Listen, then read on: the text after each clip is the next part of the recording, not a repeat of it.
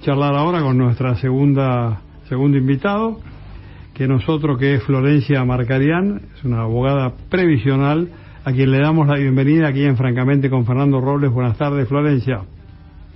Muy buenas tardes, un placer estar con ustedes. Para nosotros también. ¿Cómo estás? Bueno, vos sos una experta en temas previsionales, temas que son muy caros a todos los argentinos porque tienen que ver con aquellos que trabajaron toda su vida en general, ¿no? Porque hay excepciones de esos que no trabajan pero pueden acceder a una jubilación, pero la mayoría trabajó toda su vida, hizo sus aportes y hoy se encuentra con que su jubilación no es la remuneración que esperan como para poder vivir, yo diría, dignamente. Así que, Florencia, por favor, contanos cuál es la situación previsional hoy en la República Argentina. Como bien mencionaba, de los 7,5 millones de jubilados y pensionados que hay hoy en día, 4,5 millones están cobrando el haber mínimo, es decir, más de la mitad de esos beneficiarios cobran un haber mínimo que a partir del mes de diciembre se ubica en 105.713 pesos. Por supuesto que sin contar el bono previsto de 55.000 para el mes de diciembre y el bono del PAMI para aquellos que pueden acceder al mismo, ¿verdad? Entonces, sí. Discúlpame, yo es para ir marcando, viste, así lo tenemos todos bien claro y aprovechamos tu sapiencia. Hay 7,5 millones entre jubilados y pensionados. De esos, 4 millones cobran la mínima. ¿Estoy en lo correcto? Así es. ¿Qué va? Y esa mínima va a ser a partir de diciembre, es decir, que la van a cobrar en enero. ¿Vos decías que era cuánta plata? 105.713 pesos es el haber que van a estar cobrando diciembre, enero y febrero. Qué bárbaro. Además lo van a cobrar con un mes de atraso, ¿no? Van a cobrar en enero, febrero y en marzo. Cobran en diciembre también. A partir de marzo, con esta fórmula de movilidad, hay que esperar el incremento y ver cuánto va a ser. Pero por ahora es ese monto. Diciembre también van a cobrar 105.713. Enero y febrero, lo que pasa es que para los meses de enero y febrero no están previstos los bonos. Claro, porque digamos que estos Papá Noel que juegan con la plata de todos no van a estar más. Y en definitiva, contanos un poco cómo era el ajuste que habían planteado durante la presidencia de Macri, esa de las 14 millones o los 14 toneladas de piedras en el Congreso, y cómo es el ajuste actualmente, en qué difiere uno con el otro. La diferencia entre las dos fórmulas tiene que ver con la composición, ¿no? Que hoy tiene que ver con un 50% de la variación de la recaudación del ANSES y el otro 50% con un índice que es el RIPTE. Y bueno, de allí surge los montos que se van dando, el aumento que se va dando trimestralmente. La composición en la época del gobierno anterior, en vez de ser 50 y 50, era 70-30. Lo que pasa es que con las fórmulas de movilidad, los jubilados igual perdían en aquel momento con aquella fórmula de movilidad del otro gobierno, que hoy sería una fórmula que podría arrojar un mejor resultado debido a una mayor inflación. Uh-huh. Pero hoy tampoco sirve la fórmula de movilidad y esto se evidencia con la necesidad de los bonos, sobre todo para aquellos que cobran la mínima.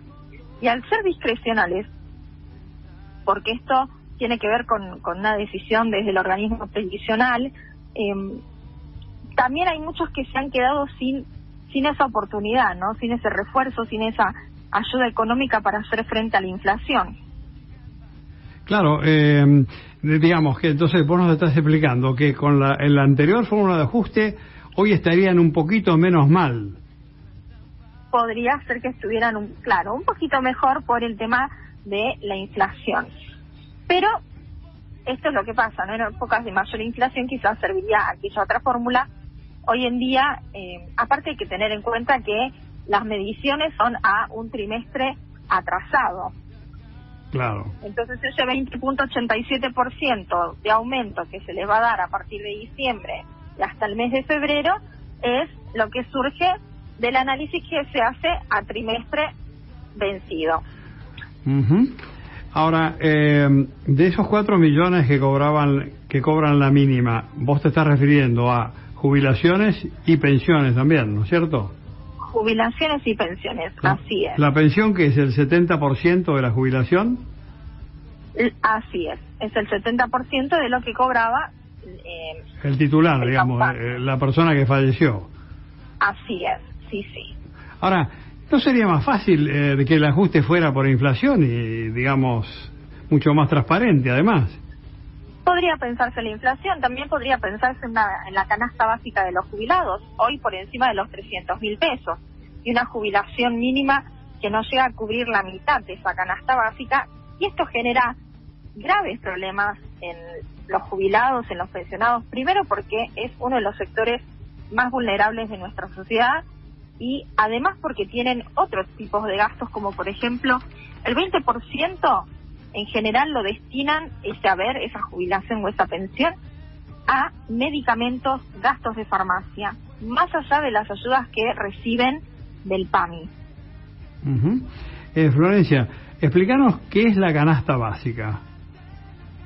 La canasta básica se refiere a cuáles son los rubros que lo integran, ¿no? Alimentos, vivienda, medicación, vestimenta, todo lo que hace a las cuestiones básicas de la vida y que uno no puede creer quizás, pero cuesta llegar a fin de mes y cuesta poder cubrir esto que es tan básico. Hay quienes racionan la medicación para poder llegar a fin de mes, hay quienes eligen una menor calidad en cuanto a la alimentación. Claro. Sí. Y hablar del tema habitacional, ¿no? Que también es un problema. De hecho, hace unos meses conversaba con una persona que se acercó al estudio y nos contaba lo difícil que era poder conseguir, no un alquiler, porque no le alcanzaba para un alquiler, pero que le dieran alojamiento en pensiones, porque prefieren a otra persona que a un jubilado que está cobrando la mínima, por temor a que no pueda seguir pagando esa pieza, esa habitación, la pensión. Sí, es realmente es dramático, ¿no? Te conmueve porque la gente, digamos, es gente mayor y gente necesitada. ¿Y esa canasta básica entonces hoy es de cuánto? ¿De qué monto? 313.000 pesos. 313.000 pesos. ¿Y cómo se mide esa canasta básica? ¿Quién la mide, digamos? Hay una medición, así como tenemos la canasta básica alimentaria y la canasta básica total, también hay una canasta básica para los jubilados. Uno puede entrar a la Defensoría de la Tercera Edad y allí van figurando los datos y se van actualizando. Pero bueno, es por eso cuando hablamos de las fórmulas de movilidad, quizás, aparte de tener en cuenta la inflación, también tener en cuenta esa canasta.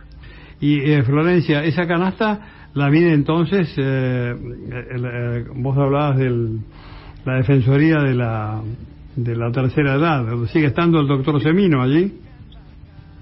Sí, se van, que se va publicando y además también da a conocer datos en generales, ¿no? De cómo se encuentran los jubilados y los pensionados, y más allá de este sector también hay que tener en cuenta a los otros beneficiarios que no llegan a cubrir esos 105.000, como por ejemplo quienes cobran la prestación por adulto mayor, que están cobrando un 80% de un haber mínimo.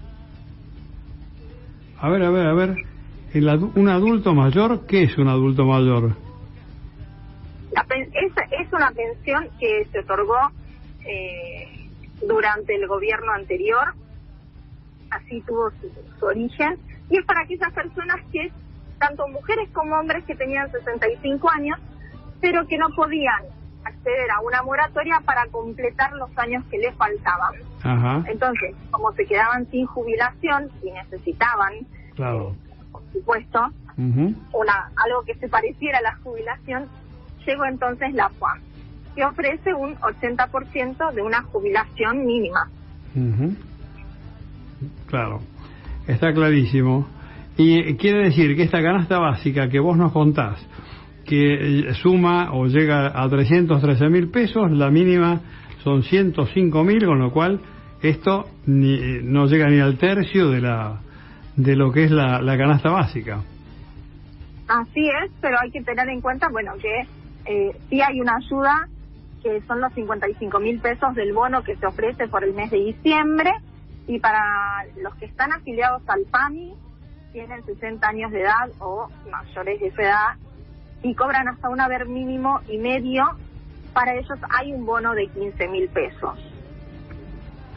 Claro, pero aún así con un bono de 55 más 105 llegas a 160, con lo cual estás prácticamente en el 50% que esta canasta básica, ¿no? Así es, siguen quedando muy por debajo, y aquel que cobra un poquito más de esos 160.000 pesos se queda sin refuerzo, sin alguna ayuda económica. Claro que esto seguramente va a dar lugar a nuevos reclamos, ¿no? Porque, a ver, se supone que somos todos iguales ante la ley, pero lo cierto es que aquellos que están recibiendo el bono reciben un poco más del 20.87%. Entonces, ¿por qué no también ayudar a aquellos que cobran un poco más? Claro. Pero que, por ejemplo, no llegan a los 200.000. Y decir que, digamos, somos todos iguales frente a la ley, pero algunos somos más iguales que otros, ¿no? Así es, así pareciera ser. Como lamentablemente también pasa en otros ámbitos, ¿no es cierto? Ese es un tema central, ¿no? Digamos, me refiero a la justicia. Vos sos abogada y, digamos, en este país, si la justicia no acompaña, este país no tiene salida, ¿no? Y eso es muy importante, porque una manera de mejorar esos saberes es acudiendo a la justicia, iniciando los reclamos judiciales para el reajuste de los saberes, porque en la gran mayoría, una vez que se jubilan, están cobrando un 40% menos de lo que les corresponde cobrar. No hay un motivo para esto, sino que desde el organismo previsional se liquidan mal esas jubilaciones. Entonces hay muchas personas cobrando la mínima, o haberes que en realidad no corresponden, porque no tendría por qué existir esta quita de un 40%. ¿Y esa liquidación, esa liquidación que vos señalás que está mal hecha, y por supuesto yo te creo, porque vos sos la que sabe, ¿a qué se debe ese mal cálculo, digamos? ¿Es una cuestión premeditada para jugar con los números del presupuesto? ¿Es incapacidad? No, en realidad es una cuestión desde el organismo previsional. No es que estén mal liquidados, ¿no? O sea, uno cuando se presenta los aportes y está todo bien, sale la jubilación, pero empiezan a pagarle menos de lo que les corresponde. Por ejemplo, si una persona tuviese que estar cobrando 100.000 pesos, quizás le pagan menos, ¿no? O sea, en la mayoría de los casos se verifica que pagan menos. Hay casos en que están bien liquidados, que suelen ser los que pudieron obtener la jubilación, todo con moratoria, que son muy pocos los casos, pero en la mayoría hay diferencias para cobrar. Y lo que hemos visto a lo largo de todos estos años que hemos iniciado nosotros los reclamos y hemos acompañado a los jubilados durante ese proceso del reajuste, es que cambia significativamente la vida, ¿no? Porque primero que es un dinero que les corresponde porque lo han trabajado y porque no hay motivo para que se lo que estén quitando, pero además cambia no solo en lo económico, sino en cómo viven, en que están más tranquilos, en que quizás pueden ayudar a sus familias en vez de tener que ser ayudados por sus hijos. Sí, eso que vos mencionás es así, y es, digamos, es un factor que, lejos de aportarles tranquilidad, que es la que se merecen, le genera un fenomenal desgaste, ¿no? Vía el estrés y vía el costo, digamos, la inflación, ni que hablar en estas épocas de inflación, ¿no? Por supuesto, y sobre todo en estas épocas bueno, cuesta bastante con la parte económica. Es todos los litigios o los juicios que uno quiera presentar tramitan ante la Justicia Federal, creo que la Seguridad Social, ¿no es cierto? Lo que la pregunta es, ese es un fuero que está absolutamente sobrepasado de trabajo, ¿no? Hay muchísimas causas, son más de 250.000 los juicios que siguen activos, porque también hoy hay una realidad, que así como ANSES paga mal las jubilaciones, paga de menos, una vez que se realiza el juicio, que se gana el juicio, al momento de pagar, muchas veces tampoco pagan como corresponde, y por supuesto que como abogados nos vemos en la obligación de continuar el juicio hasta que le reajusten bien el haber y terminen de cobrar como corresponde. Entonces son juicios que de alguna manera pareciera que se terminan, pero se reactivan, porque hay que seguir solicitando que le reajusten el haber. Ahora, acá siempre entonces está esto del cálculo del ANSES. Entonces, digamos, cuando me la calculan mal. Cuando tienen que calcular un ajuste, también lo calculan mal. Por eso digo, acá hay una mala praxis de parte del Ejecutivo, o hay una, digamos, intención de achicar los números para que el organismo gaste menos, dicho así, no digo, o erogue menos, porque no es un gasto, en definitiva lo que está haciendo es una retribución a lo que cada uno de los jubilados aportó, ¿no? Digamos, ¿es una mala praxis? ¿Es un sistema que los lleva a esto? Yo sé que son tus colegas, ¿no?, los que muchas veces calculan esto o no.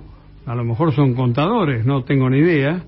Pero ¿vos cómo lo ves? ¿Es una práctica que tiende a mejorar la performance del organismo, en este caso el ANSES?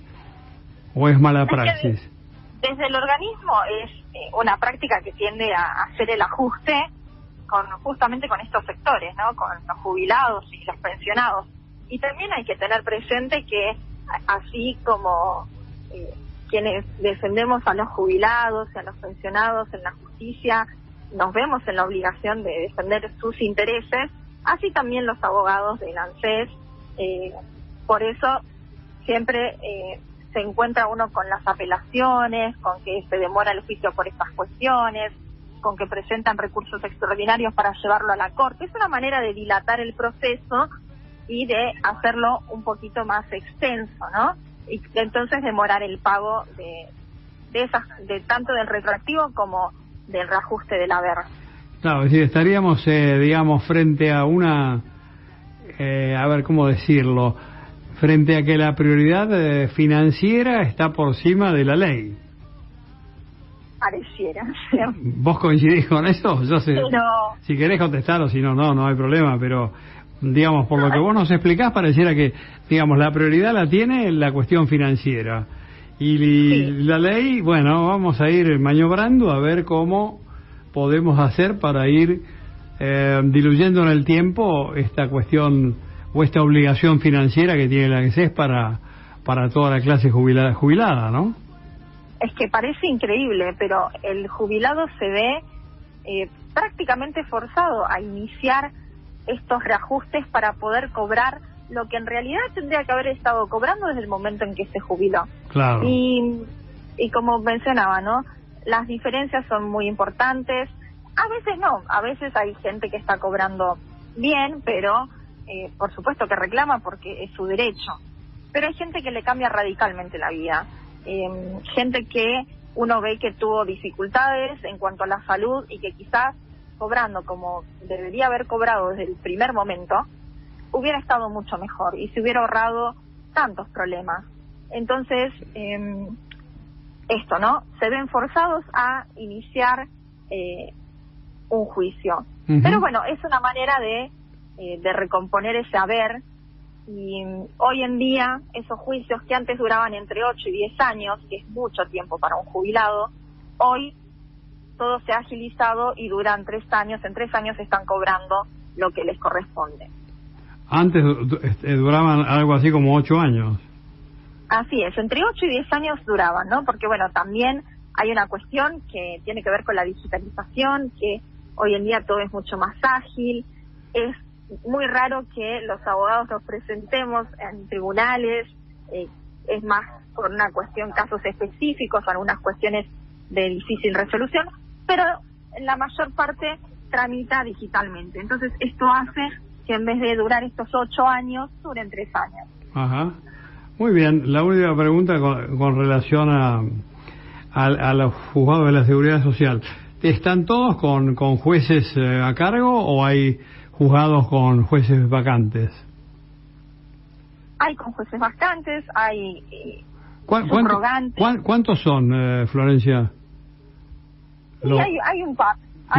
Pero digo, ¿cuántos son los juzgados en el total? Son 10 juzgados, pero Ajá. también están los juzgados federales. Ajá. De cada provincia. Hay, por ejemplo, juzgado federal en Comodoro Rivadavia, y también se inician juicios. Dependiendo de las provincias, también tienen su justicia federal. Allí también se pueden iniciar los juicios, y también hay que tener en cuenta que, dependiendo en cada localidad, hay resoluciones favorables para todos los jubilados y los pensionados. Claro. Y aquí, en Capital Federal, son 10 los juzgados. Vos nos contabas que los de estos federales de la Seguridad Social, que están ahí en la calle Marcelo T. Alvear, creo, ¿no? Así es. Calle y Marcelo T. Claro, esos son 10 entonces en total. 10 juzgados, así es. ¿Y en cuántos falta, digamos, un juez a cargo? Y en algunos, hay jueces que están subrogando, pero no es que estén como titulares. Pero bueno, eso es una cuestión, supongo que prontamente a resolver. Sí, es un tema que realmente, digamos, la vida del jubilado no es infinita, por lo cual habría que solucionarlo con toda la premura del caso y no andar dando vueltas en el Consejo de la Magistratura y yo en el Senado para jugar a la política, ¿no? Porque ahí se va la vida de la gente, ¿no? Por supuesto, hay que tener en cuenta que también los jubilados se preocupan no solamente por tener un mejor haber, sino también por qué es lo que puede pasar.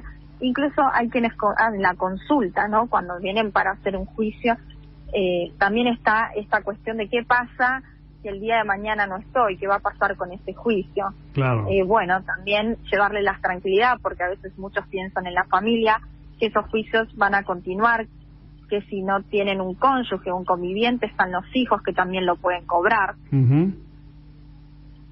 Pero sí es cierto que en esto del paso del tiempo, bueno, hay que tener cuidado, ¿no? Hay que tratar de hacer las cosas lo más simple y lo más pronto que se pueda, porque se trata de la vida de las personas, ¿no? Detrás de los expedientes, detrás de las carpetas, hay gente con necesidades para ser resueltas.